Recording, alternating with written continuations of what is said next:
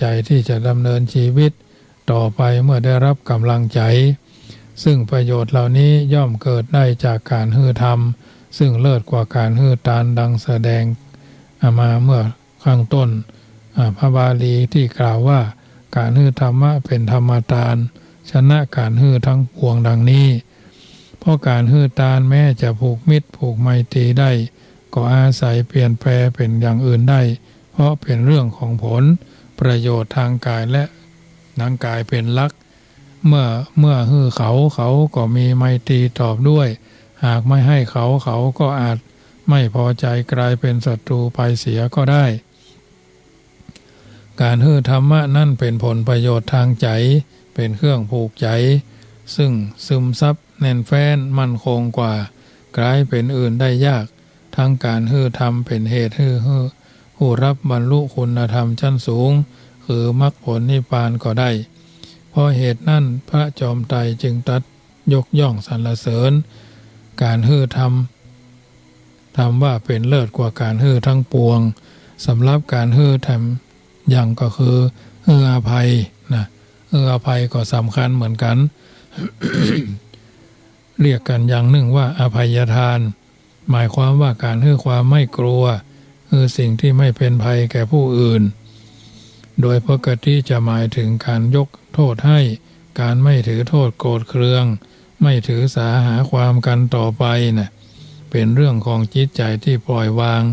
บ่ถือสาเมื่อคนอื่นมาทำร้ายหรือมาอู้ฮือเจ็บใจหรือฮือเดือดร้อนเสียหายยินดียกโทษมาโกรธตอบการฮืออภัยแม้จะเป็นเรื่องของจิตใจซึ่งดูเหมือนว่าจะฮือกันง่ายๆเพราะบ่ต้องใช้วัตถุสิ่งของบ่ต้องใช้สติปัญญาออกแรงยังเหมือนการฮือตานและการฮือธรรมและในทางปฏิบัติดูเหมือนว่าจะฮือกันยากอย่างยิ่งส่วนใหญ่จะฮืออภัยกันบ่ได้ถึงแม้มีกรรมอู้เกิดขึ้นว่าบุญคุณต้องทดแทนแค้นต้องชำระอย่างทำนองนี้แต่แถมลายความหมายฮืออภัยก็คือการบ่ทำตัวฮือเป็นภัยแก่ผู้อื่นโดยบ่สร้างปัญหาบ่ก่อภัยบ่ก่อพิษภัยให้แก่คนอื่นปฏิบัติตัววางตนคือเป็นที่ไว้วางใจของคนทั่วไปได้ผู้ที่รักสงบบ่ชอบก่อเรื่องก่อปัญหาอย่างที่ควรอย่างที่ควรจะฮือผ่านได้ก็เพราะบ่ควรจะติดใจใส่ความเอาเรื่องบ่ทำตัวเป็นพิษเป็นภัยให้คนอื่นเดือดร้อนทำมาหากินโดยสุจริตตามปกติการปฏิบัติเช่นนี้ก็จัดอยู่ในลักษณะฮืออภัยได้เช่นเดียวกันเพราะบ่ทำฮือคนอื่นมีภัย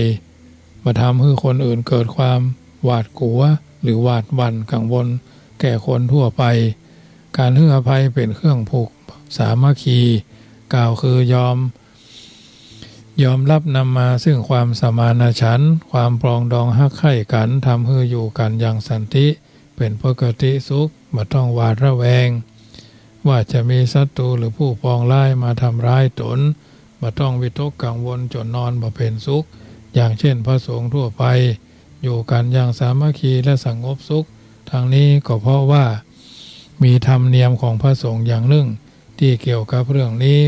กล่าวคือในเทศกาลเข้าพรรษาออกพรรษาเดือนจีปีใหม่พระสงฆ์ผู้น้อยก็จะไปทำสามีจิกรรมทำวัดพระผู้ใหญ่ที่ตนเคารพนับถือโดยจัดธูปเทียนแพเข้าไปหาพระผู้ใหญ่ตามลำดับอายุพรรษาขมาโตสานุโทษ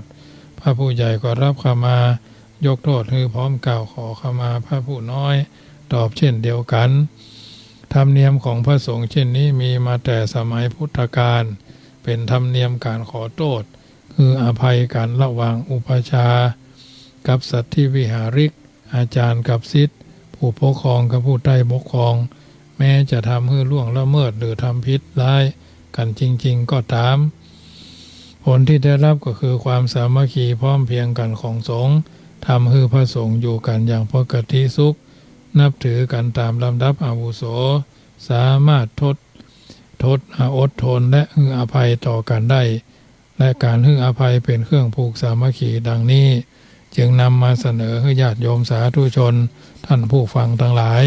ที่อยู่ทางบ้านได้ยินได้ฟังน้ำธรรมคำสอนส่วนนี้แล้วนำไปเป็นข้อเตือนจิตสกิดใจแท้ที่จริงการให้อภัย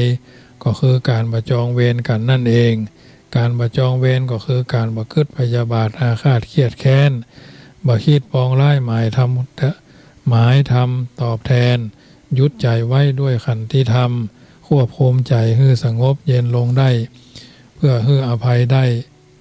เวรที่มีต่อกันก็เป็นอันระงับเพราะเวรย่อมระงับได้ด้วยการประจองเวรเมื่อบ่มีเวรต่อกันก็อาจรักใคร่กลมเกลียวและมีไมตรีต่อกันได้ดังเช่นเรื่องของทีฆาวุราชกุมารกับพระเจ้าพรหมทัตแห่งแคว้นกาสีเป็นต้นจึงนำมาเสนอให้ญาติโยมสาธุชนท่านผู้ฟังทั้งหลายที่อยู่ทางบ้านฟังกันแล้วเป็นนิทัศนะอุทาหรณ์เตือนจิตสกิดใจก่อนจะเข้าสู่นิททานในค่ำคืนนี้น้ำธรรมคำสอนส่วนนี้เป็นปฏิการะกับญาติโยมสาธุชนท่านผู้ฟังทุกท่านมาถึงช่วงสุดท้ายก่อนนำรายการจากท่านไปก็ขอประชาสัมพันธ์ข่าวสารงานบุญโดยว่าวัดจังกำจะได้จัดการตั้งธรรมมหาชาติเวสสันดรชาดกขึ้นเป็นปีที่16เชิญชวนร่วมทำบุญทอดผ้าป่าสามัคคีสมทบทุนซื้อที่ดินและซื้ออาหารแก่น้องวัว งานฟังธรรมมหาชาติเวสสันดรชาดกตั้งธรรมหลวงสวดมนต์ข้ามปีสืบชะตาวิถีพุทธวิถีธรรมวิถีไทยเพื่อเป็นสิริมงคลรับปีวัวทอง6 ปีที่16คณะสงฆ์วัดจังกำจะได้จัดทำพิธีตั้งธรรมมหาชาติเวสสันดรชาดกขึ้นเป็นปีที่16โดยมีรายละเอียดคือวันที่อาทิตย์วันที่29เนาะวันอังคารที่29เดือนธันวาเวลา 6 โมงเจ้ามคณายกเจิญอันเทพยดาขึ้นเต้าทั้ง18 นาฬิกาเป็นต้นไปมีการแสดงพระธรรมเทศนาชะตาปีเกิดก็คือเกิดปีใจฟังธรรมเตมียะเกิดปีเป้าวัวฟังธรรมเวสสันตละเกิดปีญีขานฟังธรรมสุทธโนเกิดปีเมาฟังธรรมเนมิราชเกิดปีสีมะลงฟังธรรมสมภมิตร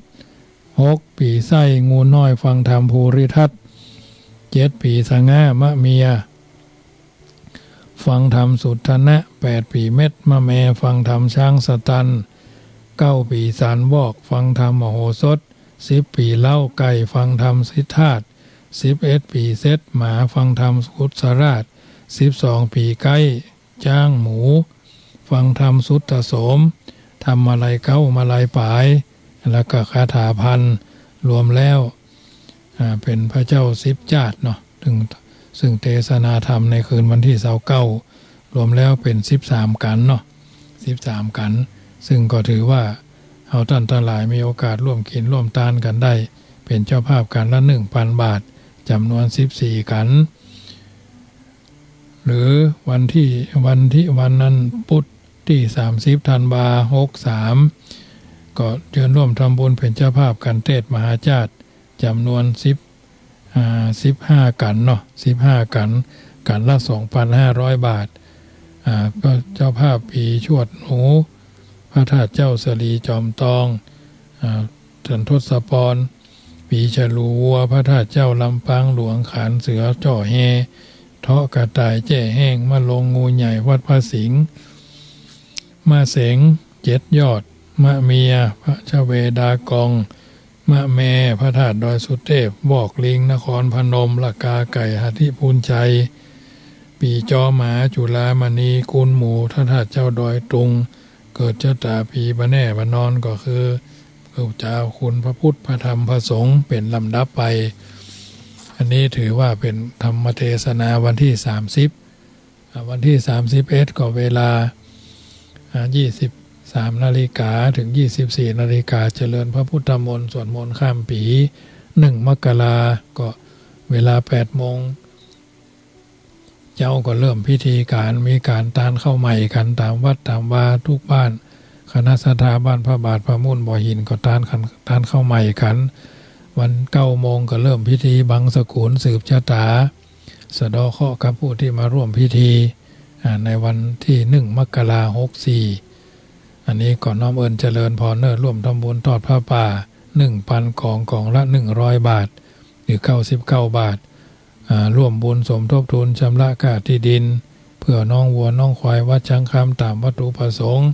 รับของที่ระลึกจากวัดจังกำอันนี้ก่อนน้อมเอิญเจริญพรกึดจะได้ค่อยใจถึงแปลงใจตึงก็โทรศัพท์หากันได้ที่0861875325 โมทนากับเจ้าภาพเจ้าสถากันที่5โยมพี่เชียงใหม่ผีมะลงผีมาเสงงูเล็กก็โยมเชียงใหม่เหมือนกันนะซึ่งเป็นเจ้าภาพไปแล้วคุณโยมพรวิชัยตันไหวคุณตรองจิตจิรนันทราพรเนาะผีมาเสงงูน้อยผีวอกลิงปนานไวแม่สุมาลีกัลยาบ้านน้ำเพื่อผ้าเป็นเจ้าภาพปีแม่สุนทรีปีกระต่ายครับดาบตำรวจวิเชียนธานุโวหารอันนี้ปีกระต่ายกับปีม้ากับปีกระต่ายเนาะถ้าเป็นเจ้าภาพ2กันอันนี้ขออนุโมทนาเจ้าภาพเจ้าศรัทธากันเทศกันทำในปี63นี้วันที่29-30มีโอกาสเข้ามากินมาทานขออนุโมทนากับโยมแม่ศรีต้นเพิงสารปีร่วมทำบุญกับคณะจำนวน640 บาทก็ได้รับไว้เป็นที่เรียบร้อยนะครับโยมที่เพิ่นให้เป็นเจ้าภาพภัตตาหารเนาะโยมอนันต์โยมแม่โสพออนันต์แม่โสภาพรแมนมนตรีพร้อมบุตรธิดาร่วมทำบุญภัตตาหาร1,000แล้วก็ร่วมทำบุญค่าน้ำค่าไฟ300นะอันนี้ได้รับไว้เป็นที่เรียบร้อยทั้งนี้ทั้งนั้นก็ร่วมด้วยช่วยกันสำหรับเจ้าภาพเจ้าศรัทธาครับเป็นเจ้าภาพที่ดินก็หมายมีพ่ออินถาแม่สามอางขันนารัตน์ประพังกรมนัสนันขันนารัตน์เด็กหญิงนนทพัฒน์นายชวลิตนันขันนารัตน์เนาะบ้านสีบัวบานร่วมทำบุญซื้อที่ดินสมทบทุนไทยชีวิตโคกระบือ500 บาทได้รับไว้เป็นที่เรียบร้อยแล้วก็ข่าวสารงานบุญวัดอื่นๆก็วันที่6วันที่5ถึงวันที่11งานทำบุญผูกพัทธสีมาตัดหวายลูกนิมิตอุโบสถวัดล่องช้างพญาวันตำบลท่าตุ้มอำเภอป่าซางจังหวัดลำพูนวันที่11ถึงวันที่17งานเข้าปฏิบัติธรรมเข้ากำคณะสงฆ์ตำบลบ้านโฮงณวัดน้ำเพอพระตำบลบ้านโฮงอำเภอบ้านโฮงจังหวัดลำพูนคืนวันที่13ก็พระกันที่วัดน้ำเพอพระ13 ธันวาแล้วก็วันที่5นี่ทุกวัดแต่ละจุดก็จะมีการจำเริญพระพุทธมนต์ถวายเป็นพระราชกุศลในสมเด็จพระภูมิพลอดุลยเดชมหาราชนากาธิเบศรบรมราชชนกครบวันที่5 ธันวาก็จะได้ทำบุญกันสวดมนต์สวดอย่างกันที่วัดพระพุทธบาทตากผ้าคณะสงฆ์ตำบลมะกอกและตำบลอื่น2 ตำบลด้วยกันและเป็นวาระญาติโยมที่อยู่บ้านใกล้วัดใกล้สำนักสงฆ์ก็ไปสวดมนต์กันวัดใกล้ไหนก็ไปกันก็ได้วันที่27 ธันวาก็งานทำบุญยกจัดเจดีย์วัดสันเมืองอำเภอบ้านโฮงอำเภอเวียงหนองล่องเนาะสันเมืองเวียงหนองล่องแล้วก็วันที่27ก็งานสมโภชตาตั้งรองเจ้าคณะตำบลและเจ้าวาดวัดดงนิมิตรตำบลน้ำดิบอำเภอป่าซางลำพูนแล้วก็งานสมโภชอายุวัฒนมงคล7 รอบ84 ปีพระครูวิธานนวการหรือครูบาสมานวัดบ้านเหล่าพระเจ้าตาเขียวแล้วก็สมโภชตาตั้งเจ้าวาดรูปใหม่ท่านพระครูภาวนาโสภิตแต่ก่อนเพิ่นชื่อบุญรัตน์วันเดียวเพิ่นเป็นชื่อเป็นอื่นก็คงจะมากล้าจะว่าชื่อเพิ่นอันนี้มีโอกาสก็ไปกินไปทานใกล้ไหนใกล้ปีใกล้เดือนใกล้วันใกล้ยามมาละระวังสุขภาพระวังกายวาจาใจกระทบกระทั่งเดือดเนื้อห้อนใจกันโรคภัยไข้เจ็บมาง่ายก็แล้วก็อยู่เมิน บางเถื่อก็มายากก็อยู่เมินเพราะฉะนั้นรักษารู้เต้าเอาไว้กันรู้ตันเอาไว้แก้วิถีชีวิตเราจะไม่ได้แย่ในที่สุดเพราะฉะนั้นชาที่สุดนี้คนผู้ใดไผ่ผู้หนึ่งท่านผู้ใดไผ่ผู้หนึ่งใครจะโทรมาก็โทรมาได้เนอะน้องเบี้ยวโทรเข้ามาเนาะเจริญพรฟังอยู่เนอะเข้าใจดีครับฟังอยู่วันที่เป็นต้นแล้วเนอะฟังเข้าใจวันนี้จับถึง2 ทุ่มเนาะถึง2 ทุ่มก็ได้ก็จบอ่ะได้ก็จบแล้วเนาะวันนี้มันมีใครโทรเข้าแค่ดอกอาจารย์เนาะมันเวลามันมีน้อย40 นาทีจ้าใจอาจารย์ครับผมโมทนานะครับน้องเบี้ยวผู้พิการสายตาโทรมาเป็นประจำนะถ้ามีโอกาสถ้าเป็นบัติดงานทางใดทางหนึ่งเราเหมือนรับเหตุก่อนนี่นะ